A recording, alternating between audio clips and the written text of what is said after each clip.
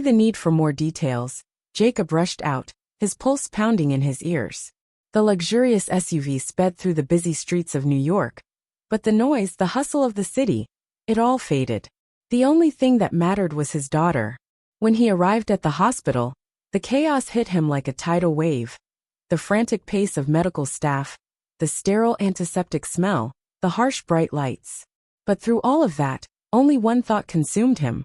Where's Emily? His voice cut through the madness, sharp with urgency. Where's my daughter? Emily Fenton. I need to see her. Now. His tone was commanding, a mixture of desperation and authority honed by years of influence. The nurse at the desk barely flinched, her calm demeanor unshaken by his frantic demand. She's in room 412, Mr. Fenton. The doctors are with her now. Doctors. The word barely registered in his mind as he turned and stormed through the halls. The corridors seemed endless, a blur of medical staff and anxious families. But none of it mattered. All that mattered was Emily. When he finally reached room 412, his heart nearly stopped. There she was, his beautiful, vibrant 16-year-old daughter, pale, unconscious, connected to machines by a maze of tubes and wires.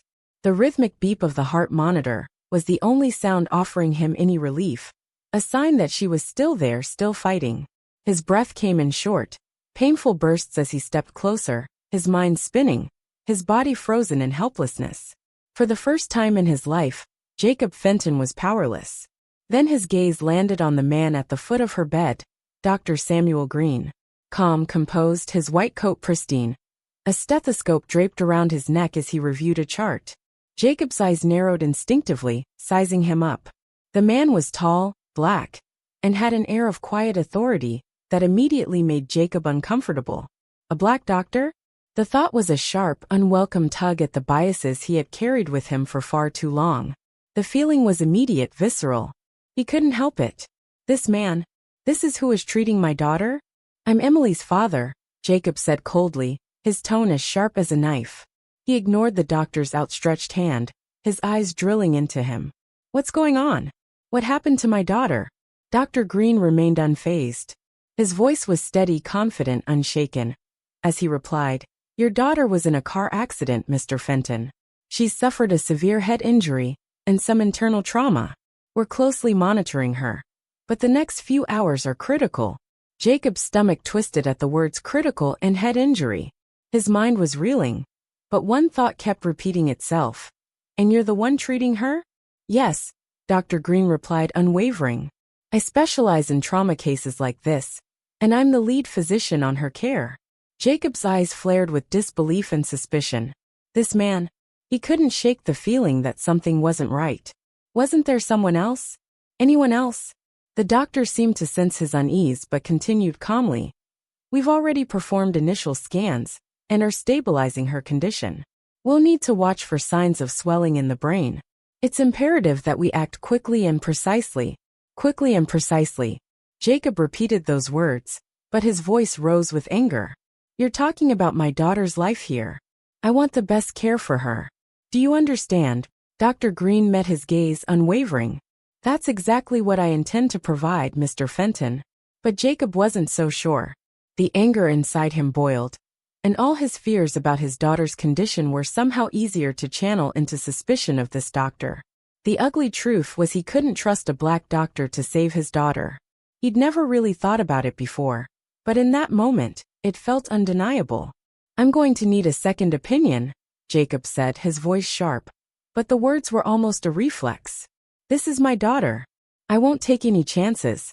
Dr. Green didn't flinch. He simply nodded. You're welcome to seek one, Mr. Fenton. But time is of the essence. I'd recommend focusing on your daughter's care right now. Jacob seethed. But before he could argue further, a nurse entered, interrupting. Doctor, Emily's latest vitals are ready. Dr. Green turned away, returning to the charts, and Jacob stood frozen, his emotions a tangled mess of fear, anger, and something else he didn't want to name. He had always prided himself on controlling his life, his business, his family. But this was different. His daughter's life was in the hands of someone he couldn't trust, someone he couldn't control. As the hours dragged on, the sterile hospital room felt like a prison. Jacob barely left Emily's side. His eyes never left her. The machines that kept her alive, the slow rise and fall of her chest. Dr. Green remained a constant presence, calm, focused and steady. But for Jacob, each tick of the clock, each beep from the machines, felt like a reminder of his helplessness. His mind raced in circles. How could he trust this doctor? Wasn't there someone else? Someone who fit his definition of what a real doctor should be? Every minute that passed seemed to chip away at his defenses. He wanted to pull strings, demand a replacement, but Emily's condition was too fragile. Time wasn't on his side. A familiar voice broke through his thoughts. Charles Reed, his business partner, stepped into the room. Charles had heard about the accident and rushed over, his expression full of concern. "How is she?" he asked, his voice gentle. Jacob swallowed hard, his voice thick with emotion. "She's hanging on. I don't know. I don't know if she's going to pull through." Charles stepped closer, placing a comforting hand on Jacob's shoulder. "She's strong. She'll get through this." Jacob shook his head, his eyes hardening. This Dr. Green. He says he's doing everything he can, but I don't trust him. I need to get someone else in here." Charles raised an eyebrow, his gaze steady. "You don't trust him? Why?" Jacob hesitated, his words choking in his throat. How could he say it out loud? How could he admit that he didn't trust Dr. Green simply because of the color of his skin? The deep-rooted prejudice, hidden beneath layers of success, was suddenly glaring at him, undeniable. I don't want to take any chances," Jacob muttered, deflecting the question. Charles looked at him for a long moment before speaking again, his voice soft but firm. "Jacob, you need to focus on your daughter's care, not who's providing it." Jacob snapped, the anger and fear finally bubbling over. "This is my daughter we're talking about. I have the right to make sure she's in the best hands." Charles didn't raise his voice. He simply said, "If this doctor is doing everything he can, that's what matters. Don't let your biases get in the way." The word bias hit Jacob like a slap in the face. It stung. He had never thought of himself as a prejudiced man. Not openly. But here he was, questioning the competence of a doctor based solely on his race. Was he being unfair? Was Charles right? Or was he just being a father? The tension hung in the air, thick and suffocating. Finally, Charles sighed and stepped back. "I understand you're scared, Jacob. We all are. But you need to trust the people who are here to help your daughter." Jacob didn't answer. He just stared at the door, his mind a whirlpool of emotions. Alone again, he paced the hallways, his thoughts in a frenzy. How could he trust Dr. Green? How could he sit back and let this man make decisions for his daughter's life? When he returned to the room, Dr. Green was still there, steady and focused. "How is she?" Jacob asked, his voice tight. Dr. Green looked up from the chart. "She's stable for now, but we're still watching her closely." And in that moment, Jacob felt the weight of the choices before him. Choices that had the power to change everything. "It's too early to tell," Dr. Green's words echoed in the sterile, lifeless room. Jacob felt them wash over him. But instead of bringing any sense of relief, they only heightened his anxiety. He crossed his arms tightly, staring at his daughter, her pale face so still that for a moment, he almost wondered if she was real. "Mr. Fenton," Dr. Green's voice broke through his racing thoughts, measured and steady. "I know this is a difficult time for you, but I want to assure you we're doing everything we can to help Emily." Jacob's jaw clenched. He wanted to believe him. He desperately needed to believe him. But the nagging doubt, the constant ache of uncertainty, it wouldn't leave him. His eyes narrowed, turning to face the doctor, his gaze sharp. "I'm not questioning your expertise, doctor," Jacob began slowly, choosing his words carefully. "But I'm wondering if, maybe we need another opinion on this?" Dr. Green met his gaze with an unreadable expression, calm and composed.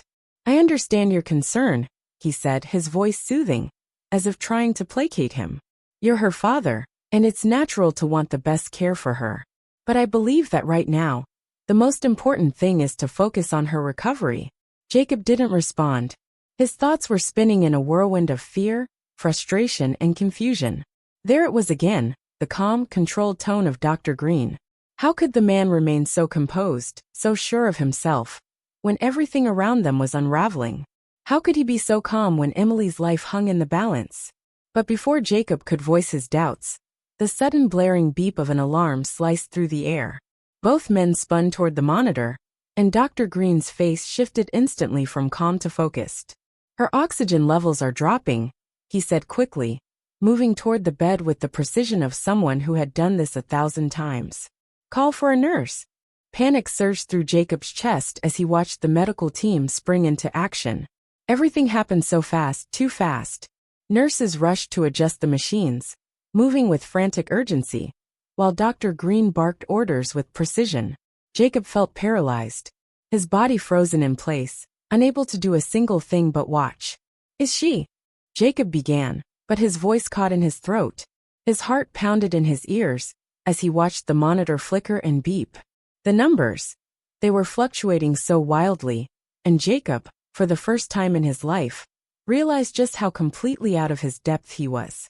He had no control here. None. His daughter, his precious Emily, was slipping away, and all he could do was watch. The room buzzed with the sounds of machines and the frantic activity of the medical team, moving around her bed in a blur of action. The once steady beeping of the heart monitor had shifted to a rapid, unsettling rhythm. Dr. Green's calm but urgent voice filled the room, instructing the nurses, his every word precise. "Her oxygen levels are unstable. Increase the O2 flow." Jacob stood there, completely helpless, as the nurses moved quickly, adjusting tubes and wires, while he stood frozen, his mind clouded by fear and confusion. He could do nothing. The helplessness, it was suffocating. For the first time in his life, Jacob felt utterly powerless. This was his daughter, the one person in the world he had vowed to protect at all costs. And yet here he was reduced to a mere bystander, watching, helplessly watching as others fought to save her. Minutes felt like hours. The tension in the air was thick, punctuated only by the rhythmic hum of machines and the focused urgency of the medical staff. Dr. Green's calm presence, moving through the chaos, somehow made Jacob's stomach churn with unease. How could he remain so composed in a moment like this? But Jacob couldn't lash out. The anger, the fear, it twisted inside him, a knot in his gut. The reality was inescapable. Emily's fate was in the hands of the very man he didn't trust. The thought gnawed at him relentlessly. Finally, the crisis passed. The alarm ceased, and the machines beeping steadied. Jacob exhaled, though he hadn't realized he'd been holding his breath. Dr. Green wiped his brow, his face still serious but calm. "We've stabilized her," he said, his voice steady, though Jacob could hear the edge of concern. "But we're not out of the woods yet. I'm going to run more tests to ensure there's no swelling in her brain. Right now, it's critical we stay on top of every change." Jacob nodded, his throat tight, the words lodged in his chest. He wanted to speak, to say something, anything, but the words wouldn't come. He could only watch as Dr. Green turned and left the room, leaving the heavy silence behind. The tension in the room was suffocating. Jacob sank into the chair beside Emily's bed, his hands shaking. She was so pale, so fragile, hooked up to machines that were keeping her alive. It overwhelmed him. He couldn't lose her. He wouldn't. Hours dragged by in a blur of quiet waiting. The rhythmic beeping of the machines filled the space around him, a constant reminder of how fragile his daughter's life truly was. His thoughts spiraled, and he couldn't help but think back to the conversation he'd had with Charles. The word bias echoed in his mind. Was he really letting his own prejudices cloud his judgment? Was he putting Emily's life at risk because of it? He had always prided himself on being a reasonable man, someone who judged others based on their abilities, not the color of their skin. But now, sitting here, facing the terrifying reality of what was happening to his daughter, he couldn't ignore the truth any longer. The truth that his distrust of Dr. Green had nothing to do with the man's medical expertise. It had everything to do with who he was. And that realization hit Jacob like a punch to the gut. He had spent his entire life in a world where his wealth and privilege had shielded him from uncomfortable truths. But now, in this hospital room, he couldn't hide from them any longer. The walls he had built around himself, walls of power, wealth, and privilege, were crumbling, and he was forced to face the ugly truth about himself. Dr. Green had never shown anger, never shown frustration. Even in the face of Jacob's distrust, he had remained calm, focused, professional. He had put Emily's life first. And that was something Jacob could no longer deny. The door creaked open, and Jacob's heart skipped a beat. A nurse stepped inside, her expression neutral but purposeful. "Mr. Fenton," she said quietly, "the surgery is still in progress. But Dr. Green wanted me to inform you that everything is going smoothly so far." Jacob let out a breath he hadn't realized he was holding. "Thank you," he whispered, the words almost too much for him to speak. The nurse nodded and left, the door closing softly behind her. For a brief moment, Jacob felt a flicker of hope. But it was fragile, fleeting. He couldn't let himself get lost in it. Not yet. Not until Emily was safe. Time stretched on, and Jacob's thoughts drifted back to memories of Emily as a little girl.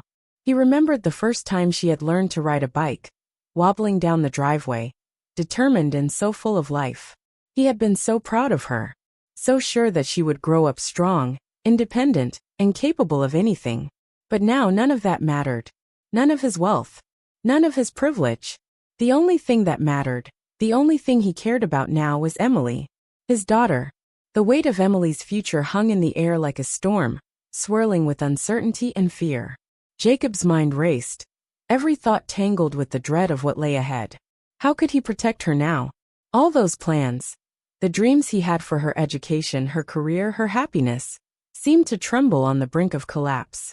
And it was the very man he had once dismissed, the one he'd never trusted, who now held her fate in his hands.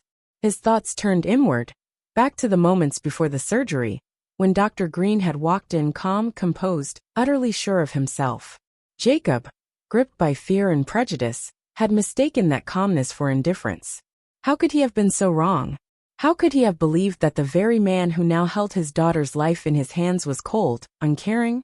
Sitting in that sterile waiting room, Jacob's heart pounded with realization. Dr. Green wasn't indifferent at all. No, he was focused. His mind was sharp, his hands steady, his heart dedicated to saving Emily just as Jacob had always tried to protect her. But the difference, the difference was staggering. Dr. Green had the skills, the knowledge, the expertise Jacob could never hope to match. A bitter taste filled Jacob's mouth. For so long, he'd prided himself on being her protector, her provider. But now here he was powerless, helpless. And all of it, everything he had tried to do, had led him here, dependent on the very man he'd distrusted. And why? Because of Dr. Green, Emily had a chance to live. Before he could process more, the door to the waiting room creaked open. And there he was. Dr. Green. His white coat, slightly wrinkled from the hours spent in surgery, yet his face was calm, reassuring, unwavering. "Mr. Fenton," he said quietly, his voice calm but carrying the weight of everything that had come before. Jacob's heart stopped. Is this it? Could it really be the news he had been desperately clinging to? The news he had been dreading, and yet hoping for, all at once? Dr. Green's eyes met his. The surgery was a success. A wave of emotion crashed over Jacob. "She's going to be okay." Those words, spoken so simply, almost didn't make sense. His body shook, and for a moment he couldn't breathe. He stood frozen, staring at Dr. Green, unable to grasp what he was hearing. "She's stable now. We were able to relieve the pressure in her brain. It'll take time, but the prognosis is good." Time seemed to stand still, Jacob's breath coming in jagged gasps. "Good. She's going to be okay?" The relief, so powerful, so overwhelming, nearly brought him to his knees. He had feared this moment for so long, clung to that knot of dread in his stomach. But now it felt almost surreal. The words tumbled from his lips, thick with emotion, barely audible. "Thank you. Thank you for saving my daughter." Dr. Green's gaze softened, a small smile pulling at the corners of his mouth. "It's what we're here for, Mr. Fenton. Emily's a strong young woman. She's got a good chance of making a full recovery." Jacob's eyes stung, a flood of emotions breaking through the dam he'd held up for years. Strength. What did it really mean? He had always believed it was about control, about never showing vulnerability. But here in this moment, he realized the truth. True strength wasn't in controlling every outcome. It was in trusting, in letting go, in facing the uncomfortable truths about himself. Dr. Green. Jacob had misjudged him. How could he not see that before? How could he have let his own biases cloud his judgment so completely? He cleared his throat, his voice breaking slightly. Dr. Green, I owe you an apology. I let my ignorance get in the way. I judged you before I even gave you a chance. And for that, I'm sorry. The doctor's expression softened even further, a deep understanding in his eyes. Mr. Fenton, I understand. These situations, well, they bring out a lot of emotions in people. What matters now is that your daughter is safe. She's going to be okay.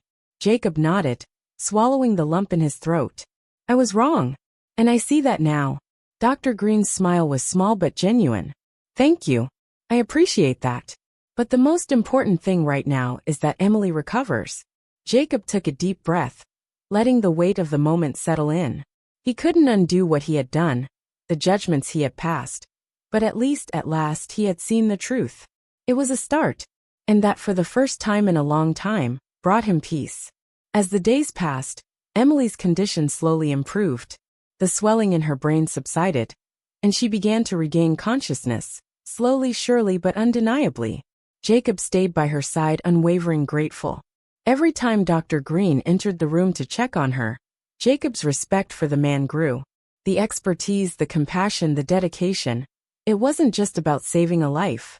It was about seeing the person beneath the patient, about treating Emily not as a case, but as someone who mattered deeply. 2 weeks after surgery, Emily was strong enough to leave the ICU. Jacob followed her, pride swelling in his chest.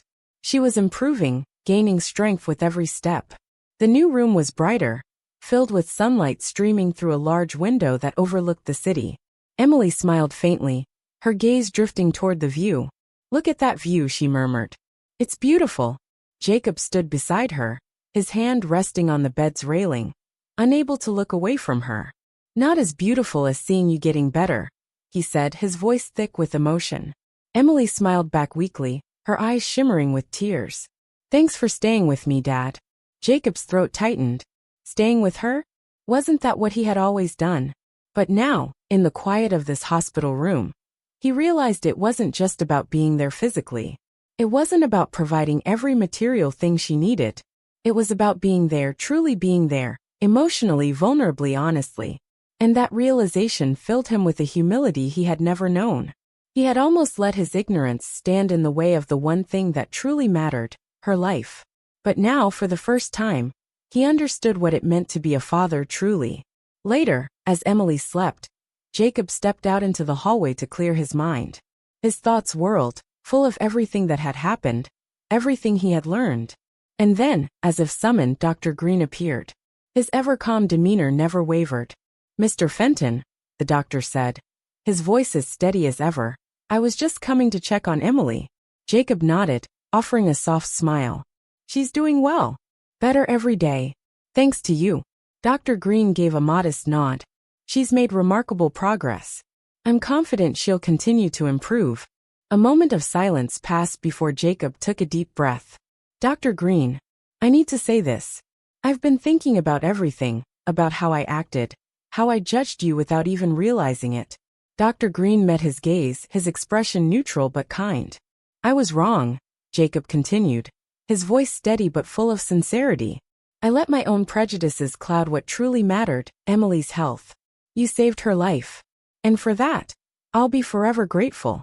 The doctor regarded him with quiet understanding before offering a soft smile. We all carry biases, Mr. Fenton. What matters is recognizing them. And you've done that.